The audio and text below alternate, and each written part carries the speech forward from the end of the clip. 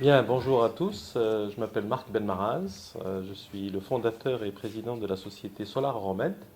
C'est une PME bourguignonne, hein, implantée au parc technologique à Dijon. Et nous sommes à ce jour le leader français du solaire thermodynamique. Nous, on est plutôt dans l'innovation technologique de rupture. Quand vous apportez une solution différente de celle des autres, tout le monde vous regarde en disant alors, en ce qui me concerne, vous êtes des cités, moi je suis un peu plus coloré. Dites donc, on ne vous a pas attendu, vous, hein, pour qu'on crée des choses nouvelles, hein, dans ce pays. Alors, c'est juste pour vous dire, nous, ce qu'on fait, on fait du solaire thermodynamique. Nous, avec nos technologies solaires, on va pouvoir, ces technologies de concentrateurs qui font de la vapeur, on peut faire l'électricité, on peut faire de la vapeur d'eau, on peut faire du pompage d'eau, on peut faire de la détoxification de l'eau. Donc on peut faire à la fois de l'eau et de l'énergie. Donc si vous voulez, quand on est dans ce genre d'innovation, et puis en plus quand on est PME, on se dit, dis donc, est-ce que vous avez été labellisé? Alors en France, quand vous allez vous faire reconnaître vos innovations, vous savez, les comités stratégiques des pôles de compétitivité, vous allez trouver EDF, Total, etc. Donc ils sont à l'affût, en train de vouloir grignoter les bonnes idées pour essayer. Donc une fois qu'on a été reconnu, moyennant vigilance, on va aller regarder, on va aller chez Deloitte ou chez, j'en sais rien, Edmond de Rothschild Corporate Finance, qui va vous faire un beau document qui va aller voir les investisseurs, etc. Et très souvent, la mentalité habituelle, c'est quoi? C'est d'aller voir autour de soi. Hein. Je dirais de plus en plus, soyons dijonnais, entre guillemets, mais assis ici et puis avec l'esprit ailleurs. Hein. Je veux dire, le monde ne se limite pas à Paris ou à Bordeaux, etc. Le monde ne se limite pas non plus à Bruxelles ou j'allais dire, et le monde est grand. Aujourd'hui, quand on a une bonne idée, quand on a des choses à dire sur le marché, les investisseurs, ils sont à minima européens, d'accord? Les investisseurs sont aujourd'hui beaucoup asiatiques, notamment chinois et indiens. On voit qu'il y a des investisseurs de plus en plus du Sud qui viennent investir dans le Nord. Je veux dire, il n'y a pas aujourd'hui, dans cette démarche d'être un citoyen du monde et d'avoir un dialogue d'égal à égal dans un monde où les vrais drivers de l'avenir et les vrais moteurs de croissance sont en Afrique et ailleurs, hein, en Asie, etc., eh bien, les investisseurs ou les gens qui peuvent vous financer vos idées innovantes, etc., ils ne sont pas que classiquement dans le microcosme, on ne va pas que voir que BPI France, hein, pour faire... Voilà. Alors nous, l'exemple de Solar-Romed, on est passé en fait par, tout à l'heure pour rappeler ce que fait Solar-Romed, on est aujourd'hui leader, je veux dire, on n'a pas fait grand-chose, on est encore une PME, plutôt le P, hein, petite entreprise, une vingtaine de personnes, 25 personnes, on a fait l'année dernière 10 millions de chiffres d'affaires, et on a un mal de chien, en fait, à trouver des financements. Il y a une adversité au risque, qu'on peut ne pas en avoir en Asie ou en Amérique. Aujourd'hui, le banquier, il veut être assuré, double assuré, triple assuré. Parlons pas de garantie, double garantie, quelquefois triple garantie qu'il faut apporter. Donc il y a un climat général, en fait, de dire, quand je vais mettre un sou, un euro dans cette opération-là, dis donc, quels sont tous les malheurs qui vont m'arriver.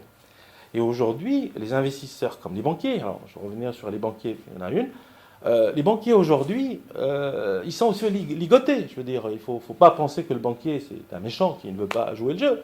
Quand on a le ratio BAL 1, le ratio BAL 2, le BAL 3, et surtout le BAL 3, ce ratio fait que vous avez tout intérêt, en fait, à ne prendre aucun risque, à donner à des gens qui ont des modèles, mais qui ont tourné, retourné, etc., qui peuvent cracher, entre guillemets, du résultat de manière sécurisée, de manière prédictible et de manière répétitive, et des gens qui sont en train de faire des ruptures ou d'apporter des usages nouveaux, des solutions nouvelles, ce sont des gens plutôt catalogués à risque, et donc le risque, on n'en veut pas.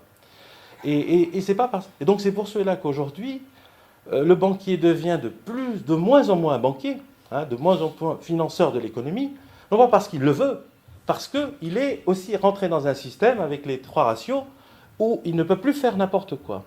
D'où le développement, enfin d'où, vous avez vu, tout le crowdfunding, en fait, toutes les solutions alternatives de financement au financement bancaire. Et le banquier fait de moins en moins son travail de banquier traditionnel.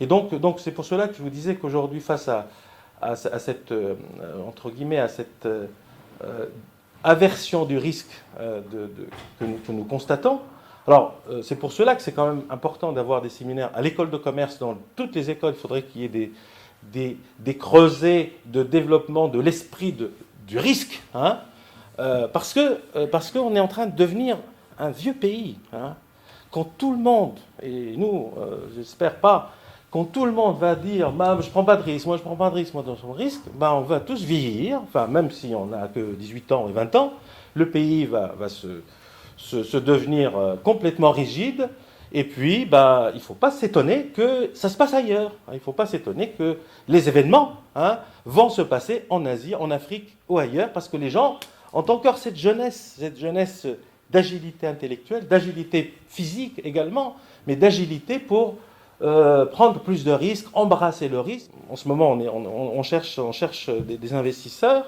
et je discutais avec un Marocain et avec un Chinois. J'étais allé voir les Chinois, je leur ai dit, bah écoutez, enfin les Chinois qui vont venir la semaine prochaine, vous, comment ça marche chez vous, hein? Il me dit, votre dossier, j'ai dit, mais ça fait 1 an, mon dossier, il passe d'un bureau à un autre, j'arrive pas à le sortir. 1 an.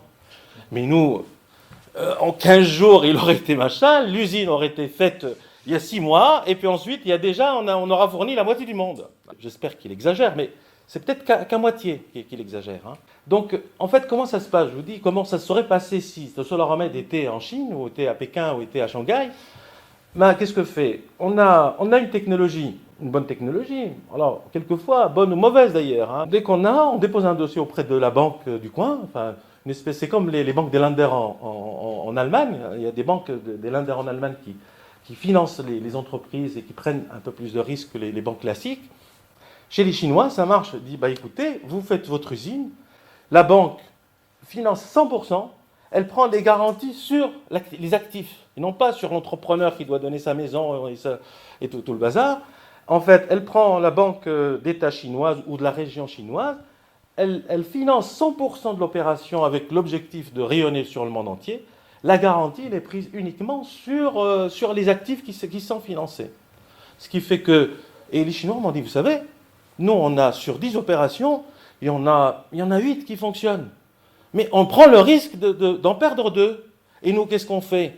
Ben, on veut tellement de sécurité qu'on passe notre temps à faire les due diligence des dossiers, ce qui fait qu'on en finance un, et un avec une chance qui se plante, au lieu d'en financer 10 et de faire planter éventuellement 2 et d'en faire réussir 8.